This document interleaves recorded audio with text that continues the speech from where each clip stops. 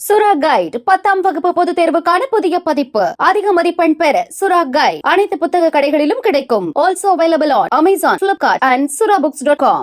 Wow! Onion dosa. My choice is always onion dosa. Vegetable dosa. It's my choice. Podi dosa. My choice is podi dosa. Wow! Masala dosa. It's always my choice. Dosa வகைகளில் ஒவ்வொருவருக்கும் ஒவ்வொரு choice இருக்கலாம். ஆனால் எல்லா வகை தோசைகளுக்கும் ஒரே choice இதயம். தினமலர் நேயர்களுக்கு வணக்கம். பாரதிய ஜனதா கட்சியினுடைய மாநில துணைத் தலைவர் நாராயண திருப்பதி நம்மோடு இணைந்திருக்கிறாங்க. சார் வணக்கம். வணக்கம். நாடாளுமன்றத்தின் இந்த கூட்டத்தொடர் தொடங்கினதிலிருந்து, இன்னும் சொல்லப்போனால் பதவியேற்பு நடைபெற்றதிலிருந்து இன்னைக்கு வரைக்கும் தொடர்ந்து அமளிதான். அதில் இன்னைக்கு உச்சபட்சமாக ராகுல் கேட்ட கேள்விகள், எழுப்பிய விஷயங்கள்லாம் பெரும் விவாதமாக வெடிச்சுது. எப்படி பார்க்குறீங்க சார்? ராகுல் சொன்ன பொய்கள் அப்படின்னு சொல்லுங்க, முழுக்க முழுக்க பஞ்ச் ஆஃப் லைஸ் அப்படின்னு என்ன சொல்லுவாங்க ஆங்கிலத்தில். ஒரு பொய் மூட்டையை இன்றைக்கு அவிழ்த்து விட்டிருக்கிறார் ராகுல் காந்தி. இது எதிர்பார்த்த ஒன்று தான். ஏனென்றால் தோல்வி பயத்தில் தொடர்ந்து 3வது முறையாக படுதோல்வி அடைந்திருக்கக்கூடிய காங்கிரஸ் அந்த விரக்தியில், அந்த தோல்வி மனப்பான்மையில் இது போன்ற பொய்களை சொல்லி மக்களை தவறாக வழிநடத்த பார்க்கிறது குறிப்பாக ராகுல் காந்தி என்பது தான் நாம் சொல்கிறோம். என்னன்னு கேட்டால், இந்த அக்னிவீர் திட்டத்தில் போரில் மரணம் அடையக்கூடியவர்களுக்கு எதுவுமே இல்லை, எதுவுமே கொடுக்க மாட்டேங்கிறாங்க அப்படின்ற ஒரு பொய்யை சொல்லிடுறோம் உடனடியாக அப்படின்னு சொன்னார். தவறான ஒரு தகவல். உடனடியாக அதற்கு நம்முடைய பாதுகாப்புத்துறை அமைச்சர் ராஜ்நாத் சிங் அவர்கள் எழுந்து 1 கோடி ரூபாய்க்கு மேல் அவர்களுக்கு கிடைக்கிறது என்ற ஆவணத்தை வெளியிடுகிறார். அப்படிப்பட்ட ஒரு பொய். நீட்டில் பணக்காரர்கள் மட்டும்தான் தேர்வாகிறார் என்ற மிகப்பெரிய பொய்யை சொல்கிறார். அதையும் உடைத்தெறிந்தாகிவிட்டது. அதே போல் இந்த இந்து மதம் குறித்து தவறான விஷயங்களை பேசியிருக்கார். அங்கே நம்முடைய கடவுளின் படல்களை எடுத்து சென்று இந்து மதத்தில் இருப்பது மாதிரியான ஒரு பிரமையை ஏற்படுத்தியிருக்கார். உண்மையிலேயே ராகுலுக்கு இந்து மதம் மீது பற்று இருந்தால், இந்து என்றால் திருடன் என்று சொன்னவர்களையும், இந்து மதத்தை அழிப்பேன் என்று சொன்னவர்களையும், இந்து கோவில்களில் ஆபாசமான சிலைகள் என்று சொன்னவர்களோடு கூட்டணி இல்லை என்று சொல்லியிருக்க வேண்டுமா இல்லையா? அவர்களை கண்டித்திருக்க வேண்டுமா இல்லையா? இந்து மதத்தை அழிப்பேன் என்று சொன்ன கூடி குழாவி கொண்டிருக்கிறார்களே ஏன்? தேர்தல் வந்தால் சிறுபான்மையினரை ஓட்டுக்காக தாஜா செய்யும் இழிவான ஒரு நிலைமைக்கு சென்றிருக்கிறது காங்கிரஸ். ஆனால் பாராளுமன்றத்தில் பேசும் பொழுது பாரதிய ஜனதா கட்சியினர் மட்டும் இந்துக்களா, நரேந்திர மோடி மட்டும் இந்துவாக? நீங்கள் தாராளமாக இந்துவாக இருங்கள். ஆனால் அந்த இந்து மதத்தை அழிப்பேன் என்று சொன்னவர்களை கேள்வி கேட்க துப்பில்லாத நீங்கள் பாராளுமன்றத்தில் இந்து மதம் குறித்தும், இந்து மத நம்பிக்கைகள் குறித்தும், இந்து என்றால் வன்முறையாளர் என்று பேசுவதும் எப்பேற்பட்ட ஒரு மோசமான விஷயம் என்பதை நாம் புரிந்து கொள்ளணும். அந்த அளவிற்கு இன்றைக்கு ஒரு விரக்திக்கு தள்ளப்பட்டிருக்கிறார் ராகுல் காந்தி என்று தான் பொருள் கொள்ள வேண்டும். இல்லை, சிவபெருமானுடைய ஃபோட்டோ அதெல்லாம் கொண்டு பார்லிமெண்ட்டில் வச்சு பேசினார். என்ன சொல்வதற்காக? ராகுல் இன்றைக்குமே நம்ம கமலஹாசன் மாதிரி. அவர் என்ன சொல்ல வர்றாருன்னு கமலஹாசனுக்கு தெரியாது, புரியாது. ராகுல் காந்திக்கு புரியாது. இன்றைக்கி அவர் பேசுகிறது ஏதோ அவர் பாட்டுக்கு பேசிக்கிட்டு இருக்கிறாரு. பல பொய்கள், தொடர்ந்து உண்மைக்கு புறம்பான பல தகவல்களை தொடர்ந்து பேசிக்கொண்டிருக்கிறார். இதுதான் நடந்து கொண்டிருக்கக்கூடிய விஷயம். அயோத்தியில் மக்கள் தோற்கடித்து விட்டார்களா? அயோத்திக்கு மட்டும்தான் ராமர் சொந்தமா? என்ன ஒரு பேதமையான ஒரு மனது! அது கூட தெரியாத இவர் எப்படி ஒரு இந்துவாக இருப்பார்? ராமர் என்பவர் இந்துக்களுடைய நம்பிக்கை நாயகன். ராமர் என்பவர் முடிசூடா மன்னர். இன்றைக்கும் நம்முடைய மனதிலே இருக்கக்கூடிய ஒரு கடவுள். அவர் என்ன அயோத்திக்கு மட்டும் சொந்தக்காரர்? எவ்வளவு ஒரு ராமர் என்பவரை அயோத்தியோடு மட்டும் பேசி அதை ஓட்டு அரசியலுக்கு கொண்டு வந்தது யார் என்பதை இன்று மக்கள் புரிந்து கொண்டு விட்டிருக்கிறார்கள். அயோத்தியில் நீங்கள் தோத்துட்டீங்க அப்படின்னு சொன்னால் அயோத்திக்கு மட்டும்தான் ராமரா? ராமர் கோவில் கட்ட வேண்டும் என்று சொன்ன உச்சநீதிமன்ற தீர்ப்பை மீண்டும் தவறாக சித்தரிக்கிறார் ராகுல் காந்தி. எல்லாம் தவறான தகவல்கள். அதனால் இந்த விவகாரத்தை பொறுத்தவரை ஒரு பொறுப்பற்ற விதமாக, முதிர்ச்சியற்ற வகையில், கொஞ்சம் கூட சிந்தனை இல்லாமல், நான் நாகரீகமான மொழியில் சொல்கிறேன், இதே தமிழில் நாம் சொல்கிறதா தான் வேறு மாதிரி சொல்லணும். சிந்தனை என்பதே இல்லாமல் ஒரு மோசமான தவறான வழிகாட்டுதலை, ஒரு பாராளுமன்றத்தில் உறுப்பினர்கள் எவ்வாறு நடந்து கொள்ளக்கூடாது, எவ்வாறு பேசக்கூடாது என்பதற்கு இன்றைய ராகுல் காந்தியினுடைய பஞ்ச் ஆஃப் லைஸ் ஒரு உதாரணம். இல்லை, அவர் கேட்ட கேள்விகளை கொஞ்சம் புறந்தள்ளிட முடியாதா? மணிப்பூரில் ஏன் மோடி செல்லவில்லை, மணிப்பூரில் நடைபெற்ற அந்த உள்நாட்டு கலவரத்திற்கு பாஜக அரசு தான் காரணம் அப்படிங்கிற ஸ்டேட்மெண்ட்டை வருஷப்படுத்துகிறாரு சார். மணிப்பூரில் நடந்த உள்நாட்டு கலவரத்துக்கு காரணம் காங்கிரஸ் என்று நாங்கள் சொல்லிக் கொண்டிருக்கிறோம். அங்கே நிலைமை மிக மோசமாக இருக்கிற பொழுது ராகுல் காந்தி அங்கு சென்று மக்களை தூண்டி வைத்து தான் காரணம் என்று நாங்கள் ராகுலே போய் ஆமாம் அங்கே போனாரே, போகக்கூடாதுன்னு சொல்லி போனார்ல. ஒரு நாட்டில் ஒரு அரசாங்கம் அங்கே இருக்கக்கூடிய இப்போ சமீபத்தில் நாம் பார்த்தோம், இது மிக தெளிவாக ஒரு மதத்தை சார்ந்த இது மதங்களுக்கிடையான பிரச்சனை அல்ல என்பதை தெளிவுபடுத்தியிருக்கிறார்கள். ஆனால் இவங்க என்ன சொல்லிட்டு இருந்தாங்க, கிறிஸ்துவ மதத்திற்கு எதிராக செயல்படுகிறார்கள் என்று சொன்னார்களா இல்லையா? ஆனால் இன்றைக்கி அது இல்லை அப்படின்னு சொல்லி தெளிவாகி இருக்கிறது. கிறிஸ்துவ மதத்தை சார்ந்த தலைவர்களே தெளிவாக சொல்லியிருக்கிறார்கள். அப்போது அதை தூண்டி விட்டது காங்கிரஸ் என்று தான் நாம் சொல்கிறோம். கொழுந்து விட்டு எரியக்கூடிய நேரத்தில் அங்கு பிரதமர் செல்லாததற்கு பல காரணங்கள் இருக்கின்றன. உள்துறை அமைச்சர் சென்றிருக்கிறார், அங்கே சென்று முகாமிட்டிருக்கிறார், எல்லா தரப்பினரையும் அழைத்து பேசியிருக்கிறார். இவங்க யார் டிக்டேட் செய்யன்னு நான் கேட்குறேன். ஒரு அரசாங்கத்தை நடத்துவதற்கு இவர்கள் நமக்கு சொல்லிக் கொடுக்க வேண்டிய எதிர்கட்சியா பேசக்கூடாதா சார்? உண்மையை பேசுங்க, ஏன் பொய் பேசுறீங்க? ஏன் மக்களை தோண்டி விடுறீங்க? ஜாதி ரீதியாக, மத ரீதியாக, மொழி ரீதியாக இன்றைக்கு மக்களை தூண்டி விடுவது யார்? காங்கிரஸ் தானே. தமிழ்நாட்டில் தேர்தல் நடக்கும் பொழுது மொழி அரசியல் செய்தார்கள், உத்தரப்பிரதேசத்துக்கு சென்ற போது மத அரசியல் செய்தார்கள், பீகாரிலே செல்லும் பொழுது அங்கே ஜாதி அரசியல் செய்கிறார்கள். இதை செய்வது யார்? இந்த நாட்டை மத ரீதியாக, மொழி ரீதியாக, மாநில ரீதியாக பிரிக்க வேண்டும் என்று கங்கணம் கட்டி கொண்டு அலைந்து கொண்டிருக்கிறார்கள். ஜாதி ரீதியான இடஒதுக்கீடு இந்த நாட்டை பிளக்கும்னு ராகுல் காந்தியோட அப்பா சொன்னாரா இல்லையா? ராஜீவ் காந்தி 1.5 மணி நேரம் பேசினாரா இல்லையா பார்லிமெண்ட்டில் 1991? இன்றைக்கி என்ன கேட்குது காங்கிரஸ்? ஜாதிவாரி கணக்கெடுப்பு. ஜாதிவாரி கணக்கெடுப்பு மட்டும் இல்லை, 50% மேலாக ஜாதி ரீதியாக இடஒதுக்கீடு வேண்டும் என்று கேட்கிறது காங்கிரஸ். அப்போனா என்ன அர்த்தம்? உங்கள் வார்த்தையிலே சொல்ல வேண்டுமென்றால் ஜாதி ரீதியாக அந்த இடஒதுக்கீடு இந்த நாட்டை பிளக்கும் என்று நீங்கள் சொன்னீர்கள். அப்பொழுது நீங்கள் இப்பொழுது இந்த நாட்டை பிளக்க பார்க்கிறீர்களா என்ற கேள்வி எழத்தானே செய்கிறது. இந்த நாட்டை துண்டாட முயற்சிக்கிறது காங்கிரஸ். 1947 எப்படி இந்திய பிரிவினை ஏற்பட்டதோ அப்படி ஒரு பிரிவினையை உருவாக்க துடித்துக் கொண்டிருக்காங்க. தமிழ்நாட்டில் மேட்டுப்பாளையத்தில் எழுதுகிறான் இந்தியா ஒழிக நினைத்து. இதை கண்டிப்பதற்கு துப்பு இல்லாதவர்கள், இதை ஒடுக்குவதற்கு அருகதை இல்லாதவர்கள், துணிவில்லாதவர்கள் இன்றைக்கு எதிர்க்கட்சியாக டெல்லியிலும் ஆளுங்கட்சியாக தமிழ்நாட்டிலும் இருக்கிறார்கள். இவர்கள் யாரை பார்த்து பேசுவது? ராமர் என்பவர் ஒரு கற்பனை, மாயை என்று அஃபிடவிட் போட்டுட்டு இன்னைக்கு ராமரை பற்றி புகழ்ந்து பேசிக்கொண்டிருக்கிறார் ராகுல் காந்தி. இவங்க ஆட்சியில் என்ன செஞ்சாங்க? ராமர் என்பவர் கற்பனை கதாபாத்திரம்னு சொன்னாங்களா இல்லையா? இன்றைக்கி அப்படியே ராமரை புகழ்ந்து பேசிக்கிட்டு இருக்கிறீங்க.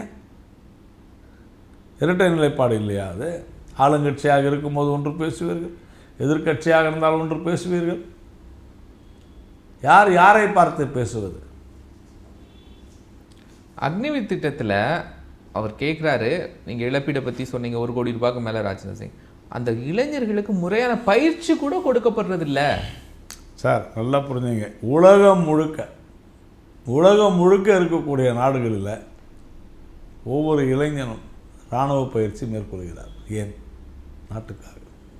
இங்கிலாந்து உட்பட, இங்கிலாந்து இளவரசர் கூட இராணுவ பயிற்சிக்கு சென்றிருக்கிறாரா இல்லையா? அப்போது பல நாடுகளில் இந்த மாதிரி உலகம் முழுக்க இது போன்ற விஷயங்கள் இருக்கிறது. இங்கே யாரும் கட்டாயப்படுத்தலை. ஆனால் நாம் நம்முடைய இளைஞர்களை தயார்படுத்த வேண்டும் என்கிற நோக்கத்தோடு துவக்கப்பட்ட ஒரு அற்புதமான திட்டம். அவர்களுக்கு அதற்கான சான்றிதழ் வழங்கப்படுகிறது, ஊதியம் உடனடியாக வழங்கப்படுகிறது.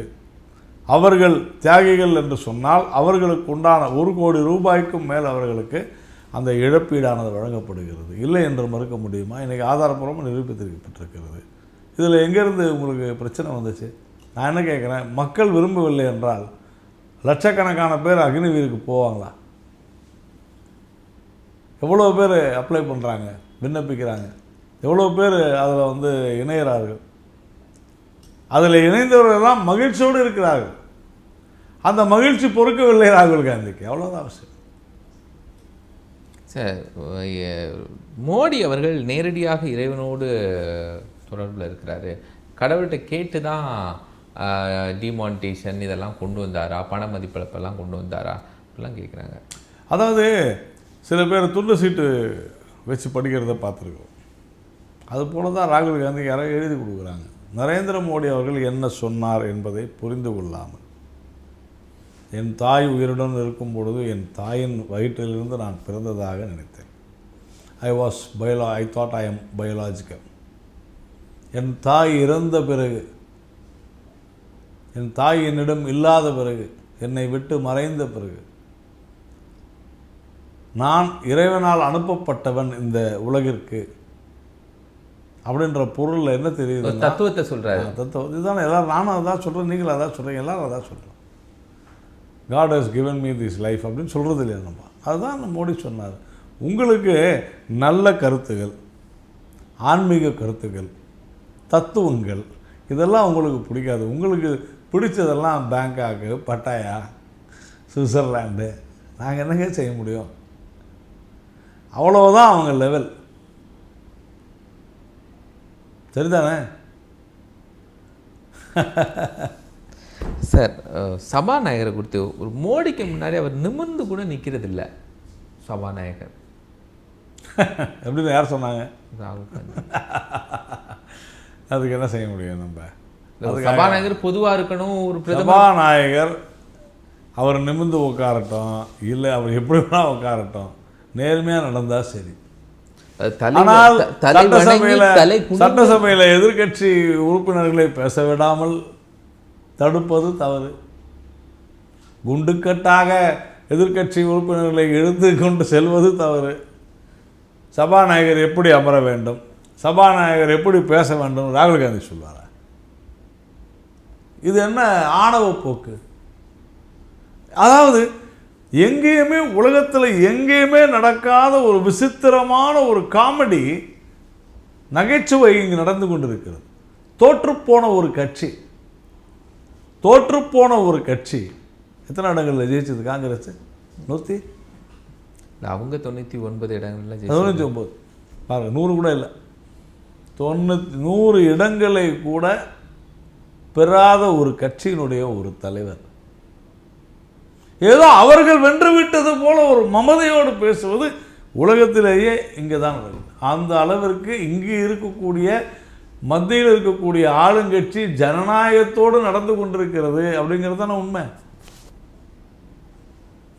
இந்த கடந்த முறையோடு நிறைய சீட்ஸ் வந்திருக்கேன். அதனால் ஃபெயில் தானே சார். நாங்கள் பாஸ் ஆகிட்டோம், நீங்கள் ஃபெயில் ஆகிட்டீங்க, அவ்வளோதானே. 35 மார்க் வாங்கினா தான் பாஸு. நீங்கள் நான் போன முறை 20 மார்க் வாங்கினேன், இந்த முறை 30 மார்க் வாங்கிட்டேன், நான் பாஸுன்னு சொன்னால் அது விசித்திரம் இல்லையா சார்? முட்டாள்தனம் இல்லையா அது? அதைத்தான் இன்று ராகுல் காந்தி சொல்லுது. மக்களுங்க நீங்கள் என்ன ஓட்டு வாங்கினீங்க 2004லையும் 2009லையும்? காங்கிரஸுக்குன்னா ஃபுல் மெஜாரிட்டி இருந்துச்சா தனிப்பட்ட முறையில்? இல்லையே. காங்கிரஸ் 2004 வாங்கினதை விட அதிகமாக தான் நாங்கள் வாங்கியிருந்தோம். காங்கிரஸ் 2009 வாங்கினது அதிகமாக தான் வாங்கியிருந்தோம். மறுக்க முடியுமா உங்களால்? அதுதான் கேட்குறேன். என்ன ஒரு ஆணவ பேச்சு உங்களுக்கு? சார், குறிப்பாக அவர் ஒன்று சொல்கிறார் சார். இந்து மதம் அப்படின்னு சொல்லிட்டு, இல்லைனா இந்துக்கள் அப்படின்னு சொல்லிட்டு வன்முறை, வெறுப்பு, இது மட்டுமே பாஜக. நான் என்ன சொல்கிறேன், என்ன வன்முறை என்ன வெறுப்பு நடந்துச்சு சொல்லணும்ல. வன்முறைன்னு சொல்கிறாரு ராகுல் காந்தி. எங்கெங்கே வன்முறை ஏற்பட்டது, அதனால் என்ன இழப்புகள் ஏற்பட்டன, உயிரிழப்புகள் ஏற்பட்டதா என்னன்றதை சொல்லுங்கள். 10 வருட மோடி ஆட்சியில் இந்தியாவில் எங்கும் வன்முறை சம்பவங்கள் நடக்கவில்லை, குண்டுகள் வெடிக்கவில்லை. ஆனால் 10 வருட காங்கிரஸ் ஆட்சியில் கோவை துவங்கி நம்முடைய தமிழ்நாட்டிலிருந்து, குஜராத்திலிருந்து, கர்நாடகாவிலிருந்து, டெல்லியிலிருந்து, மும்பையிலிருந்து எங்கு பார்த்தாலும் குண்டு வெடிப்புகள், சாதாரண மனித உயிரிழப்புகள் நடந்ததா இல்லையா? இந்த நாட்டில் இதுவரையும் நடந்த கலவரங்களில், இந்து முஸ்லீம் கலவரங்களில், மத கலவரங்களில் அதிகமாக நடைபெற்றது. மத்தியிலும் மாநிலம் காங்கிரஸ் ஆட்சியில் இருந்தபோது மறுக்க முடியுமா உங்களால்? இன்னைக்கு பாகிஸ்தானுக்கு உள்ளே போய் அங்கே இருக்கிற பயங்கரவாதிகளை தாக்கிவிட்டு அவர்களை அழித்து விட்டு வர நம்மால் முடிகிறது என்று சொன்னால் அந்த தைரியம் உங்களுக்கு இருக்கிறதான்னா கிடையாது. யார் யாரை பார்த்து பேசுவது என்றுதான் நான் கேட்கிறேன். ஒன்றுமே தெரியாமல் யாரோ எழுதி கொடுப்பதையெல்லாம் வைத்துக்கொண்டு பேசிக் கொண்டிருப்பவர்கள் உங்களைப் போல இல்லாமல், உங்கள் கூட்டணி கட்சி தமிழகத்தில் இருக்கிற கூட்டணி கட்சியைப் போல இல்லாமல் நாங்கள் ஜனநாயக ரீதியாக நடந்து கொள்கிறோம் என்கிற ஒரே காரணத்துக்காக எதை வேண்டுமானாலும் பேசலாம் என்றால் சார், ராகுல் மட்டுமா பேசுறாங்க? திரிணாமுல் காங்கிரஸ் கட்சியுடைய எம்பி மஹுவா மொய்த்ரா என்ன சொல்றாங்க? என்ன பண்ண ஜனநாயக நாட்டில் செங்கோல் இருக்கு. ஜனநாயக நாட்டில் பாராளுமன்ற உறுப்பினர் மட்டுமே பயன்படுத்தக்கூடிய சீக்ரெட் பாஸ்வேர்டை வெளிநாட்டில் இருக்கிற யாரோ ஒருத்தருக்கு கொடுத்தாங்களா இல்லையா? அது ஜனநாயக உரிமையா? அது உரிமையான்னு கேட்குறேன். அதனால தான் உங்கள் பதவி பறிக்கப்பட்டது. உண்டா இல்லையா? ஜனநாயகம் பற்றி பேசுவதற்கு இவர்களுக்கு அருகதை இருக்கிறதா? கிடையாது கோபாலகிருஷ்ணன், கிடையாது. விளக்கம் கொடுக்கணும்ல அந்த அம்மா. எதுக்கு விளக்கம்? செங்கோலை பற்றி எல்லாம் சொல்லியாச்சு. நீங்கள் அதான் கேட்குற, இவங்க தமிழ்நாட்டினுடைய கலாச்சாரத்தை மதிக்காமல் வெறுப்போடு அதை சீர்குலைக்க முனைகிறார்கள் இவர்கள். தமிழ்நாட்டினுடைய பண்பாட்டை இவர்கள் கேவலப்படுத்துகிறார். அதை கேட்டுக்கொண்டு திமுகவை சேர்ந்த, விடுதலை சிறுத்தைகளை சேர்ந்த, காங்கிரஸ் கட்சியை சேர்ந்த உறுப்பினர்கள், தமிழகத்தை சேர்ந்த தமிழர்கள் பாராளுமன்றத்தில் கைத்தட்டி ரசிக்கிறார்கள். தமிழனுடைய மானத்தை வாங்கி கொண்டிருக்கிறார்கள். தமிழர்களை கேவலமாக பேசுவதை கேட்டுக்கொண்டிருக்கிறார்கள். ஏன்? பதவி. சமாஜ்வாதி எம்பி அதை ஃபர்ஸ்ட் கொண்டு வரும்போது புரோட்டாம் ஸ்பீக்கர்ட்ட கொடுக்கும்போது இவங்க அவர் பேசுனது சரிதான், அது மன்னராட்சியினுடைய அடையாளம் தான். எவ்வளோ பெரிய பொய்! செங்கோல் எப்படி மன்னராட்சியுடைய அடையாளமாகும்? நீதி தானங்க செங்கோல்ன்றது. அப்போ ஸ்டாலின் செங்கோல் வச்சுக்கிட்டு படமே இல்லையா? சொல்லுங்க, பார்த்தோமா இல்லையா?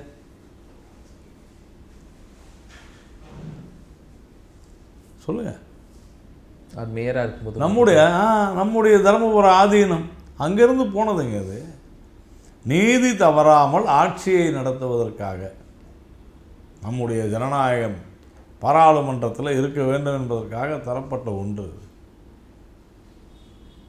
ஸ்டாலின் அவர்கள் சொல்லட்டும், செங்கோல் தேவையில்லைன்னு ஸ்டாலின் தைரியம் இருந்தால் சொல்லுங்க. பார்ப்போம். அவன் கட்சியிலேருந்து டிகே சிலங்கோன்னு சொன்னார், அவர் பேசுனது சரிதான் சொன்னார். சொல்கிறத முதலமைச்சரை சொல்லுங்க. இது தமிழருடைய கலாச்சாரமே இல்லை, இது தமிழர் கலாச்சாரத்துக்கு இழிவானது, கேடானதுன்னு சொல்லுங்கன்னு பார்ப்போன்றேன். ஸ்டாலினே டைரெக்டாக சொல்லுங்க.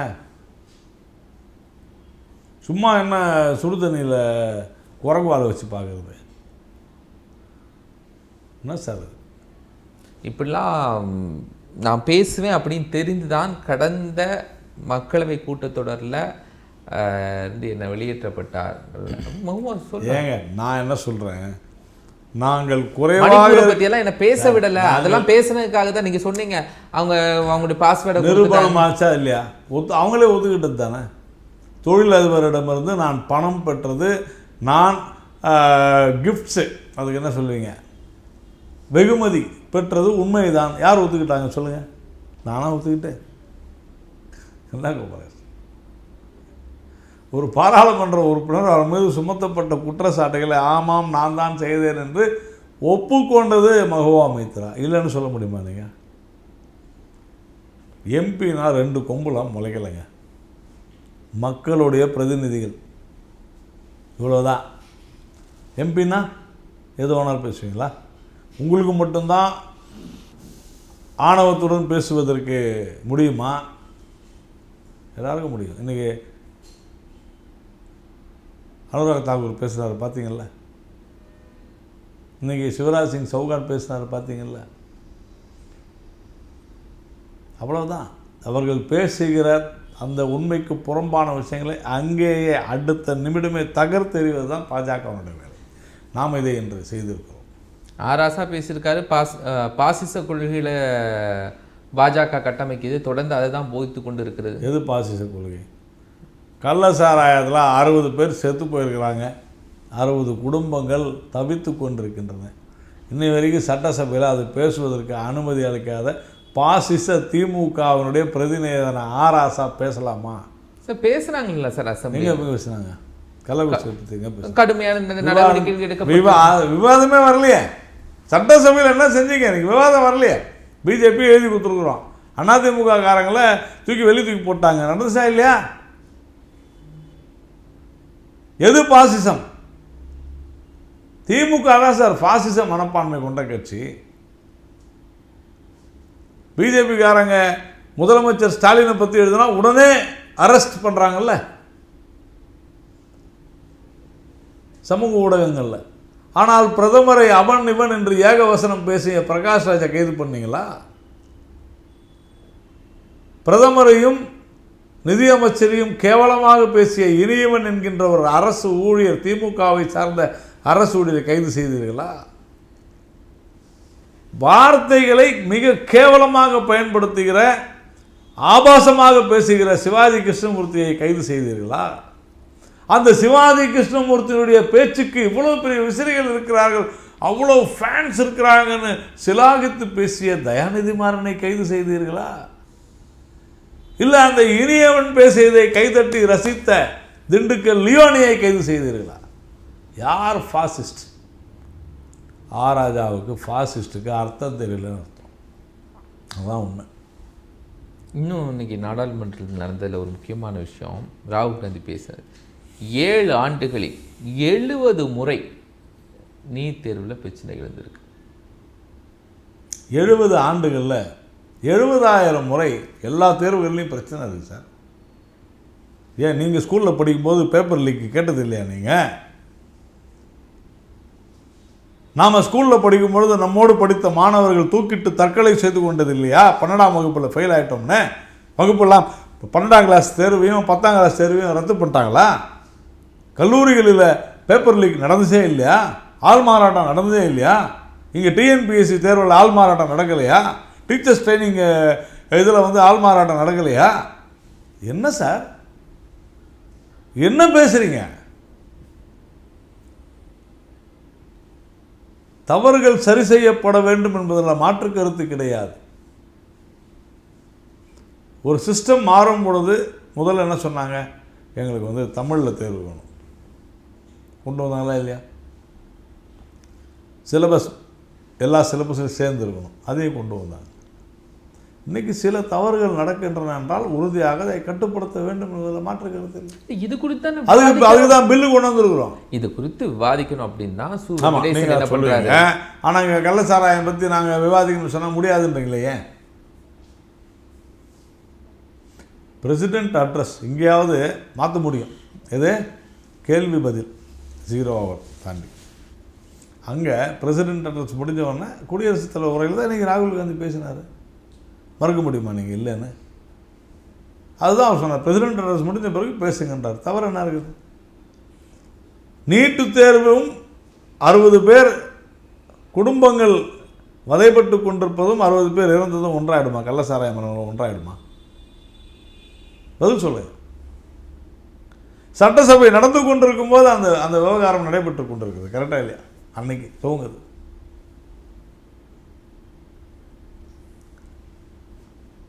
நீட்டு தேர்வு என்பது உச்சநீதிமன்றத்தில் வழக்கும் நடந்து கொண்டிருக்கிறது. உண்டா இல்லையா? இது என்ன அராஜக மனப்பான்மை? உங்களுக்கு தான் ஒன்று. இவ்வளவு சரமாரியான விஷயங்கள் நாடாளுமன்றத்தில் நடக்கிற, மத்திய அசம்பிளியில் நடக்குது. ஆனால் இந்த முறை மட்டும் நாடாளுமன்றத்தில் இத்தனை கேள்விகளுக்கு பிறகு தான் அமித்ஷா பேசுகிறாரு, மோடி பேசுகிறாங்க. அமித்ஷா எல்லாம் என்ன சொல்கிறாருன்னா மன்னிப்பு கேட்கணும் ராகுல், அந்த அளவுக்கு பேசுகிறாங்க. நான் சார்ந்த என் மதம் சார்ந்த என்னுடைய வழிபாடு சார்ந்த நம்பிக்கைகளை நீங்கள் கொச்சைப்படுத்துவீர்களே ஆனால் எங்கும் எப்போதும் எந்த நேரத்திலும் எப்படியும் கேள்வி கேட்போம், பதில் சொல்லுவோம். உங்கள் ஓட்டுக்காக நீங்கள் மத அரசியலை செய்கிறீங்க. காங்கிரஸும் திமுகவும் அதன் கூட்டணி கட்சிகள். ஆனால் நாங்கள் எங்களுடைய கலாச்சாரத்திற்காக வாழ்ந்து கொண்டிருக்கிறோம். அயோத்தி என்கிற ஒரு ஊரை வைத்து அரசியல் செய்து கொண்டிருக்கிறார்கள் இவர்கள். நீங்கள் அயோத்தியை மதமாக பார்க்கல, கலாச்சாரமாக பார்க்குறீங்க. இந்தியாவே கலாச்சாரமாக தானே சார் பார்க்குறேன். அயோத்தி மட்டும் இல்லை. அயோத்திக்கு மட்டும் ராமர் சொந்தக்காரர் இல்லை சார். ஆனால் இன்றைக்கி என்ன சொல்கிறாங்க, அதுதான் சொல்கிறாங்க. நான் என்ன கேட்குறேன், இன்னைக்கு கேட்குறாரு, அயோத்திக்கு நீங்கள் எப்படி வந்து அதானியை கூப்பிட்டீங்களே? அதானி என்ன அதானி? ஹைதராபாத்தில் நேற்று தெலுங்கானா அரசு நேற்று ஒரு உத்தரவு போட்டிருக்காங்க, தெரியுமா உங்களுக்கு? மின் கட்டணத்தை அதானி நிறுவனம் தான் இனிமேல் வசூல் பண்ண போகுது. காங்கிரஸ் அரசு உத்தரவு. என்ன பேசுனீங்க நீங்கள்? இந்தியாவே விட்டு விட்டீர்களா அதானிக்கு? கேள்வி கேட்டிங்களா இல்லையா? நான் கேட்குறேன், ஹைதராபாத் விட்டுட்டீங்களா அதானிக்கு? ஒன்று ராகுல் காந்தி மன்னிப்பு கேட்கணுமா இல்லையா? ஐயோ நான் சொன்னது தப்பு தாங்கன்னு. இல்லைன்னா என்ன செய்யணும்?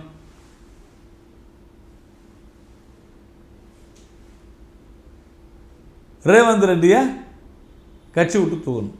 ரெண்டுத்தில் ஏதோ ஒன்று செய்யணுமா வேணாமா? நான் கேட்குறேன், ரேவந்த் ரெட்டி எவ்வளோ வாங்கினார், நீங்கள் எவ்வளோ வாங்கினீங்க? நான் கேட்கட்டுமா? நீங்கள் கேட்குற மாதிரி கொச்சைப்படுத்தக்கூடாது. அவங்க தொழில் செய்கிறாங்க, வேலைவாய்ப்பு அளிக்கிறார்கள். எவ்வளோ கேவலமாக பேசுனீங்க நீங்கள் அதானியை மோடியோட தொடர்பு படுத்தி. இன்றைக்கி உங்கள் கேரளாவில் என்னடான்னா, கேரளாவில் வந்து அதானிக்கு எல்லா கான்ட்ராக்டையும் கொடுக்குறாங்க. போய் பாருங்கள், பூரா அங்கே அதானி போர்ட்டு தான், அதானி விமான நிலையம் தான்.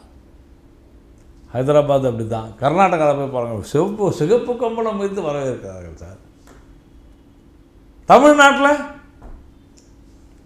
தமிழ்நாட்டில் மட்டும் என்ன வாழுதுன்னு நினைக்கிறீங்க? நீரேற்று நிலையம், ஹைட்ரோ எலக்ட்ரிசிட்டி யார் கொடுத்துருக்குறாங்க தெரியுமா உங்களுக்கு? ஏன் தைரியம் வந்தால் முடியாதுன்னு சொல்ல வேண்டியது தானே நீங்கள்? எங்கள் கான்ட்ராக்ட் அவங்களுக்கு தான் கொடுத்துருக்குறாங்க அந்த ப்ராஜெக்டையே, அதானிக்கு. அப்புறம் தமிழ்நாடு அரசு. அப்புறம் என்ன உங்களுக்குலாம் என்ன ஒரு ஒரு ஒரு ஒரு அருகதை என்ன இருக்கிறது உங்களுக்குன்னு நான் கேட்குறேன். தப்பா? ஒரு குவாலிட்டி வேணும் சார் ஆர்குமெண்ட்டில். அதெல்லாம் இல்லை, எதையோ பேசுவது. சார், நாடாளுமன்ற ஜனநாயகம் பொதுவாக பார்க்குற மக்களுக்கு ஈவன் ஃப்ரம் த ஃபஸ்ட் டேலேருந்தே, இப்போது ஒரு கூட்டத்தொடரில் 2 நாள் இருக்கும், 3 நாள் இருக்கும், இல்லைனா அந்த 5 ஆண்டுகளில் ஒரு பீரியட் ஆஃப் டைம் இருக்கும். ஃப்ரம் த ஃபஸ்ட் டேலேருந்தே இப்படி இருக்கிறது எப்படி சார் போகும்னு நினைக்கிறீங்க? ஆக்கப்பூர்வமாக இருக்க வேண்டும். நாடாளுமன்றம் என்பது நீங்கள் உண்மையிலே சொன்னோம்னா, கடந்த இத்தனை வருடங்களில், கடந்த 10 வருடங்களில் தான் கோபாலகிருஷ்ணன் அதிகமான எண்ணிக்கையில் நாட்களில் நாடாளுமன்றம் நடந்துச்சு, தெரியுமா? அதிகமான மசோதாக்கள், அதிகமான தீர்மானங்கள் இயற்றப்பட்டது கடந்த 10 வருடங்களில் பாரதிய ஜனதா கட்சி. ஆனால் எதிர்க்கட்சிகள் ஒத்துழைக்கவில்லை, எதிர்க்கட்சிகள் வரவில்லை, எதை எடுத்தாலும் அமளி. இன்றைக்கி அவங்க என்ன நினைக்கிறாங்கன்னா, நாம் நிறைய இருக்கிறோம். இதுவா விஷயம்? பாராளுமன்ற உறுப்பினர்கள் அந்தந்த தொகுதியினுடைய மக்களுடைய பிரதிநிதிகள், அவர்களுடைய பிரச்சனைகளை பேச வேண்டும். அதை விடுத்து விட்டானா பார் அப்படின்னு கையை முறுக்கிக்கிட்டு சண்டை போடுறதெல்லாம் பாராளுமன்றம் இல்லை.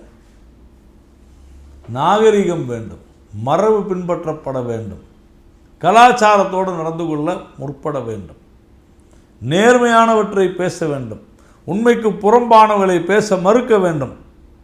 ஆனால் இதெல்லாம் இதுக்கு எதிராக தான் இன்றைக்கி எல்லாமே நடக்குது. இல்லை, இந்த ஜனநாயகபூர்வமாக நடத்தணும்னு சொல்லிட்டு அவையில் இருக்கக்கூடிய மூத்த எம்பிக்கள் இவங்கெல்லாம் சேர்ந்து பலமுறை கூட்டங்கள் நடத்தி, அனைத்து கட்சி கூட்டம் நடத்தி ஒரு முடிவு எடுக்கணும் இல்லையா? அது எப்பவுமே செய்வாங்க, ஒத்துக்க மாட்டாங்க எதிர்கட்சியினர். இன்னும் இருக்குது, இனிமேல் பார்க்க தான் போகிறோம். பார்க்கலாம் சார். நன்றி. நன்றி நேர்களே, மற்றும் ஒரு நிகழ்ச்சியில் நம்ம சந்திக்கலாம். நன்றி.